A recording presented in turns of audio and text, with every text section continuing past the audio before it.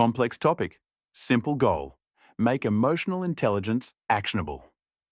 Today on the deep dive, we'll get crystal clear on what EQ is and why it doesn't replace IQ. It enables it. We'll map the four pillars: self-awareness, self-regulation, social awareness, and social skills, so you can spot them at work in your day. Then a quick reality check. Most people think they're highly self-aware. Very few actually are. We'll show you how to close that gap. You'll leave with 4 daily moves to train EQ like a muscle. Label emotions, create a pause, seek real feedback, and listen to understand, not just to reply. And yes, we'll draw the ethical line. Use influence to connect and collaborate, never to manipulate. Clarity, connection, results. Let's dive in. Welcome to the Deep Dive. Our mission, as always, is to take these really complex, critical subjects and distill them down into something genuinely actionable. Knowledge you can use, like, right away. And today, we're jumping into a skill that's, well, fundamentally human, but often overlooked in our tech-focused world. Emotional intelligence, or EQ, we hear about it a lot. We do. And it's crucial. While everyone's chasing technical skills, AI, coding, you name it, this uniquely human ability to work with people, to lead, to connect, that's becoming maybe the most valuable asset out there. Absolutely. So today, we're going to give you a really clear roadmap. What EQ actually is, why maybe you might be a bit overconfident about your own, and most importantly, what you can actually do about it. We've got some solid steps. Okay, so let's define it.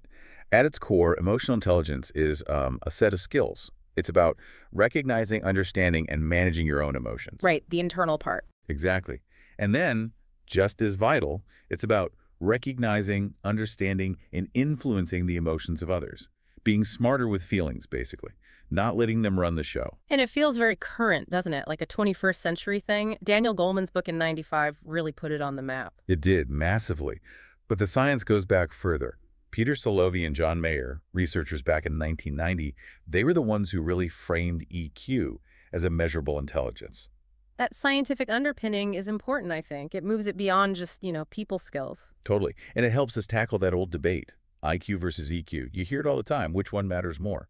Yeah, and the popular idea is that EQ is the real key to success, especially in leadership, maybe more than just raw brain power. Well, there's a lot of research suggesting just that, particularly for real-world stuff like relationships and managing complex situations. But hang on, is it really that simple? I mean, if I need someone to design a rocket, surely I want the highest IQ I can find, right? Empathy maybe comes second? That's a fair challenge. And the nuance is key here. They aren't really competing forces. Think of them as complementary. Okay. Neuroscience backs this up. Our brains don't have a neat little thinking box and a separate feeling box. It's all interconnected. High EQ doesn't replace IQ. It enables it. Exactly. It enables it. It helps you manage the stress, the frustration, the motivation, all the stuff that lets your cognitive horsepower actually perform at its best. It's like the lubricant for the engine, not the engine itself. I like that analogy, lubricant. Okay. So to keep that engine running smoothly, let's get into the structure. We're going to break down the 4 key parts of EQ, drawing on frameworks like the one from Harvard. Sounds good.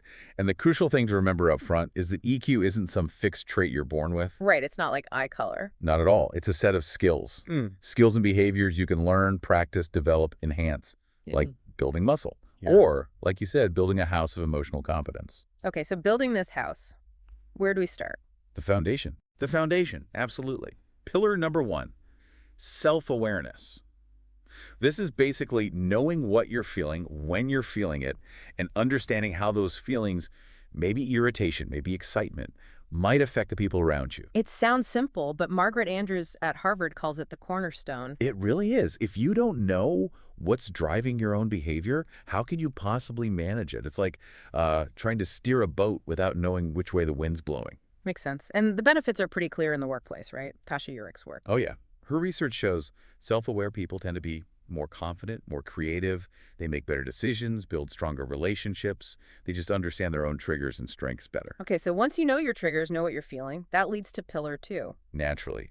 Self-regulation. This is the control center. It's your ability to manage those emotions, to keep, let's say, disruptive impulses or maybe temper flares in check. This is the pause button, isn't it? Exactly. That critical moment. You get that really annoying email, or a colleague criticizes your work. Your first instinct might be to lash out. Right. Or shut Huh. down. But the self-regulated person, they pause, they take a breath, maybe even just for 5 minutes. That little delay lets them think, okay, what outcome do I actually want here? Instead of just reacting purely on emotion. And when that skill is missing, especially in managers. Wow. Oh, it causes serious damage. You know that saying, people join companies but leave managers? Often it's because the manager couldn't regulate their own frustration or stress. It creates this toxic ripple effect to the whole team. Leads straight to burnout and people leaving. Okay. Okay, so we've got self-awareness, self-regulation. That's the internal stuff. Now we look outward. Exactly. We turn our focus outward. Pillar 3, social awareness. This is about understanding, perceiving the emotions of other people. And the absolute key here is empathy. Empathy. People talk about it a lot, but sometimes define it, well, slightly differently. It's not just feeling sorry for someone, is it? No, that's a common trip up. True empathy isn't about projecting your feelings onto their situation like, oh, I'd be devastated if that happened to me. Right, it's about It's about trying to grasp how they actually feel from their perspective, even if you wouldn't react the same way. Jamil Zaki breaks it down nicely into 3 parts. okay. First, you identify what they might be feeling.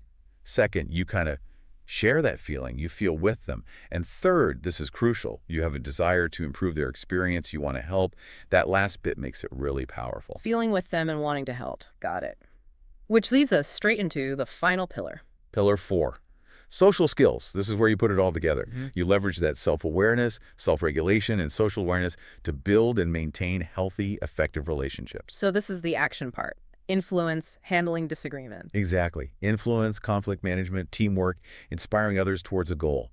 These skills are what really make the difference between someone who just manages tasks and a leader who actually inspires commitment and, well, gets the best out of people. Okay, so those are the 4 pillars. Sounds like a solid framework.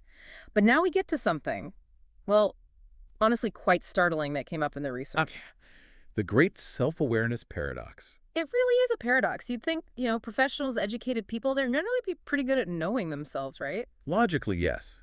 You'd assume a decent level of self-insight. But the data. Oh boy. Tasha Eurich cites this study. It found that 95% of participants rated themselves as highly self-aware. Wow. So almost everyone thinks, yeah, I've got this handled. Pretty much. But then when they used objective measures, not just self-reporting, what did they find? Only about 10 to 15% actually were truly self-aware. 10 to 15. That means, what, 85% of people are kind of walking around kidding themselves about how well they understand their own impact. Essentially, yes. Dramatically overconfident, flying partially blind, making decisions based on potentially flawed self-perceptions. That's slightly terrifying, especially for anyone in a leadership role. Why? Why are we so bad at seeing ourselves clearly? Well, we're wired with biases.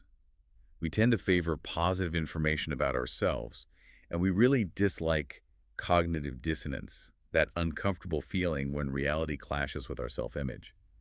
So we unconsciously filter out or minimize the negative feedback. And the really counterintuitive part is that this might get worse the higher up you go. CEOs, managers, potentially the least self-aware. It sounds backwards, but yeah, that's the power trap. As you gain authority, you often get less honest feedback. People reporting to you might worry about the consequences of saying something critical. Right, they tell you what they think you want to hear. Exactly. So your bubble of accurate feedback shrinks, and your ability to self-correct just diminishes over time. It's a real problem. So how does this show up? If you, the listener, are thinking about this, what are the signs? Like if you often feel misunderstood or get upset really easily. Yeah, or find yourself getting overwhelmed by emotions in stressful situations pretty regularly, those could be signals. Big flashing signs that maybe your EQ isn't quite where you think it is. And on the flip side, people with high EQ, they handle things differently. Definitely. They tend to understand that link between their feelings and their actions. They stay calmer, more composed when things get chaotic. They can handle difficult conversations or conflicts with more tact, more diplomacy. And crucially, they see taking responsibility for mistakes as just normal, part of being professional. The difference is stark when you put it like that. Okay. Okay, so given these big differences in behavior and impact, it makes sense that high EQ links to better performance, better relationships, more life satisfaction. Absolutely. The benefits stack up. But let's zoom out a bit. Why is this skill so critically important, like right now in the bigger picture? Well, beyond individual success, think about organizations. High EQ across a team boosts productivity, improves health outcomes, both physical and mental, and it massively impacts customer service. Plus, managing your emotions well is a huge buffer against chronic stress. And the psychological benefits, too. You mentioned lower anxiety, depression. Yes, studies show a strong link. Things like emotional clarity, knowing what you feel, and emotional repair, being able to shift out of negative states, they correlate strongly with higher life satisfaction and better mental well-being overall. It helps you stay motivated even when things get tough. But there's an urgency here, isn't there? You mentioned something called a global emotional recession. Yeah, that term comes from the State of the Heart Report. It's the world's biggest study on EQ. And the picture it paints is concerning. A recession of emotions. What does that actually look like? It's based on hard data. Global EQ scores have actually declined for 4 years straight. Well-being metrics are at an all-time low. And maybe most alarmingly, burnout rates are climbing in over 65% of sectors worldwide. Wow. So we're technically skilled, maybe more than ever, but emotionally running on empty. That's a good way to put it. We're depleted. And in this kind of environment where tech can only solve tech problems, these human skills, empathy, resilience, collaboration, they're not just important, they're becoming exponentially more valuable. They're really the key to turning things around in our workplaces and our own lives. Okay, that really lands the why now. Which brings us, thankfully, to the what to do, the practical part. Since EQ is learnable, Like a muscle. right, it needs practice, consistent, intentional practice. So we've distilled 4 key steps from the research. Where do we start? Inside or outside? Let's start internally. Step 1, crucial for that self-awareness piece. Practice recognizing and naming your emotions. We need a richer vocabulary than just good or bad or stressed. Naming it helps tame it, right? That idea of labeling. Exactly. It creates a bit of distance. Instead of just being angry, you stop and say, okay, I'm feeling frustrated right now because X happened. That simple act of labeling dials down the reactivity. Gives you a moment to choose your response. Precisely. And you can make this systematic. There's a neat little model from 6 Seconds called KCG. It's just 3 reflective questions. KCG, what does that stand for? Know yourself, choose yourself, give yourself. Okay, how would that work? Say, with that nasty email example again. Right. Email lands, heart rate spikes, Got it. pause, ask. Know yourself. What am I feeling? Okay, I feel attacked, defensive. My gut reaction is to fire back. Right. Identify the feeling and the impulse. Second, choose yourself. What are my options here? I could hit reply immediately. I could delete it. Or I could draft a calm response and wait 10 minutes before sending. Consider the possibilities. Third, give yourself. What do I really want? What's the bigger goal here? I want to handle this professionally. I want to maintain respect. So I need to choose the Right. professional response, not the purely emotional one. No, choose, give. That's super practical. Turns an impulse into an actual choice point. Okay, so that's internal focus. Step 2 moves external. Tackling that awareness gap. Yes, you have to actively seek feedback to audit your self-perception, especially if you're in a leadership role where honest feedback might be scarce. So actually ask people, Yeah. colleagues, managers, maybe even friends or family. Yep. Ask them specifically, how do you see my adaptability? Or how do I handle conflict? And this is the hard part. Be ready to just listen without getting defensive. Tools like 360-degree assessments can be really useful here too, giving you that rounded picture. Okay, brace yourself and ask. Yeah. Got it.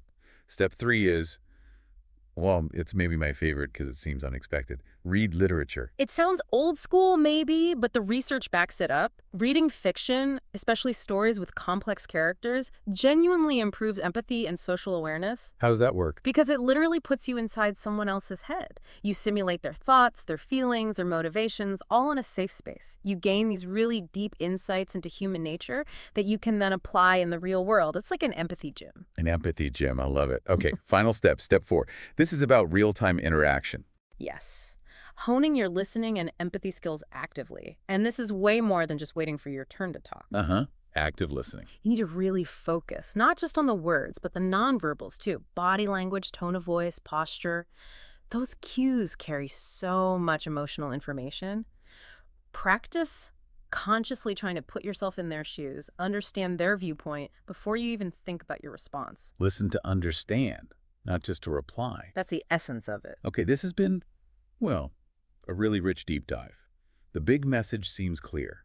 Building your EQ isn't just a nice extra. It's an ongoing journey, but one that pays off hugely in clarity, relationships, effectiveness, just about everywhere in life. Couldn't agree more. Mm. And it really needs to start at the top in organizations. Managers have to model this stuff, set the tone, practice self-regulation visibly, celebrate people who help others succeed, not just the lone wolves hitting targets, build that high EQ culture intentionally. Absolutely. Now, before we wrap up, we always like to leave you with something to chew on, a final provocative thought. Because EQ, like any powerful tool, well, it's not automatically good. That's right. There's a nuance here that's really important to consider.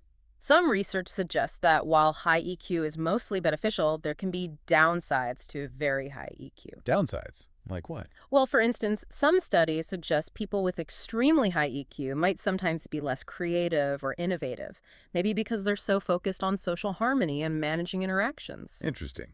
Less willing to rock the boat. Perhaps. And they might also struggle to give necessary negative feedback because they're so attuned to and wary of causing emotional distress in others. Okay, that makes sense. But there's a darker side too, isn't there? There is, and this is the ethical edge. Because high EQ makes you skilled at reading and influencing emotions, it can potentially be used manipulatively to steer people toward your goals, maybe without their best interests at heart. Right, so the skill itself is neutral, but the application. Exactly.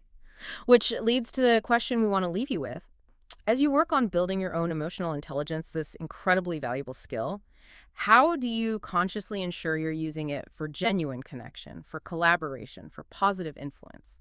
And not just for, well, self-serving manipulation or personal gain. How do you use your powers for good, essentially? That's the core question, something to reflect on deeply as you practice these skills. A really important final thought. Thanks for diving in with us today.